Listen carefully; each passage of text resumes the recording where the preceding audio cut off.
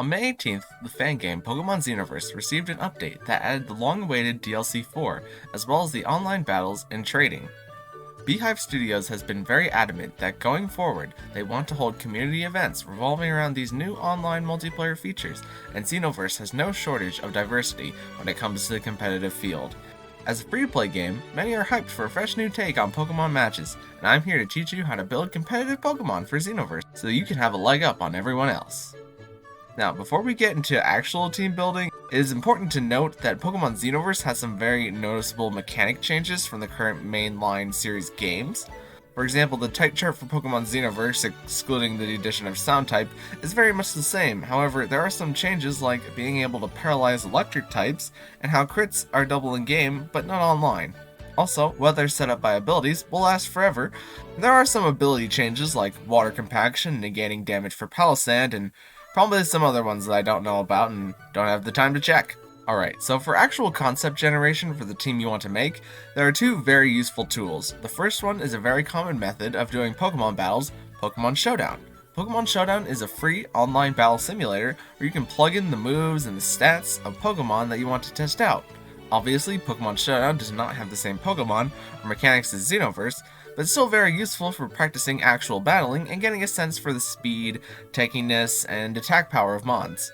The other tool that was recently created for Xenoverse by Beehive Studios is the Xenoverse database, or XenoDB for short.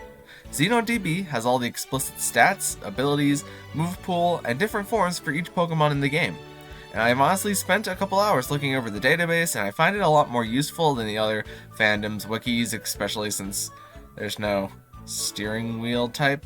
And it's at this point that I do want to mention that I plan to make in-depth guides going over all of the types, the best Mega Pokemon to pick, all of the X Pokemon, etc, etc. But for now, I'll give you a rough estimate of the Pokemon I expect to be good in the online. Egorgeon. Egorgeon will be one of the strongest Pokemon in the online scene. If you don't already have a good Egorgeon, I suggest training one up because it helped me a lot in the fights in the post-game, and just has really good stats on top of a really good signature move. Next on the list is the starters. Even the Xenoforms of the starters are good enough for competitive in their own right, and since you only get one of each, I'd definitely work on maxing them out. The Astroforms are also really helpful for beating the Apollo tournament. Speaking of the Apollo tournament, the first Mega that I want to bring up is Mega Shao. If you are faster than the other Pokemon, you take half damage with the Water Stream ability. Water Fighting is a great typing, and with Regenerator, you don't have to immediately Mega Evolve in order to use Shao.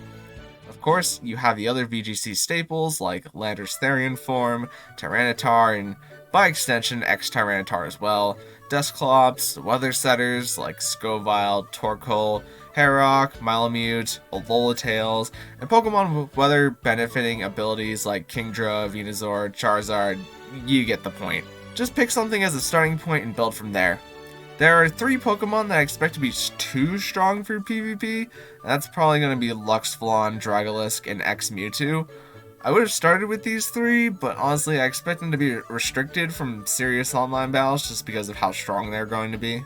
But who knows, honestly.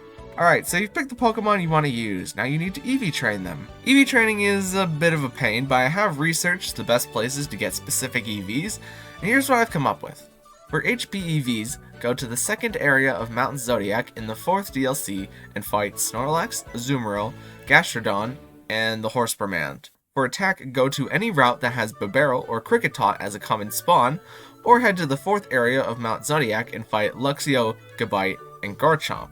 For defense, head to Mount Starburst and fight Graveler, Turtonator, Torkoal, and Weezing, or head to the Steelix Gorge and fight Sandslash, Onix, Steelix, Skarmory, and Rhyhorn. For special attack, head to the Wild Bull Saloon and fight the plentiful first stage ghost types that are there. Just trust me, there's a lot of them. Special defense is probably the hardest one to get consistently, but Dugong in the Aurora Den seems to be your best bet. And finally, speed EVs are really everywhere, but I think that the best place, in my own opinion, is the secret area off of Gravity Tunnel where you find Smeargle and to defeat the Smeargles. Or just to fight Golbats while you're in the saloon with the ghost types. Of course, there are EV boosting items to buy at the 2nd floor of the department store. Just be warned that there is a rift in space on the 3rd floor that takes you to the 1st floor. It's kind of weird. There are EV reducing berries from the merchant outside of Mount Starburst and in Sakura Paradise. And for some reason, they introduced these herbs that cost BP in the shop, and I haven't tested them, but I doubt they're worth it. There are also feathers in the Equinox Village, but just don't. Just buy vitamins, not feathers, kids. The standard EV held items are in the dojo in the north part of Borealis Town. IV training! IVs are just as important as EVs, but much more simple to explain. You either need to breed boisterous battlers or buy big budget bottle caps with BP. The best method for getting a lot of good competitive mons is to set a Dittos to 6 IVs and use it to breed 10 or so of the same Pokemon to trade with people either on the Beehive Studios Discord or even on the Xenoverse subreddit. In the main series games, using a bottle cap to max a stat will not breed down. However, in Xenoverse, Hypertrained stats do transfer down in breeding because it sets the value directly to 31.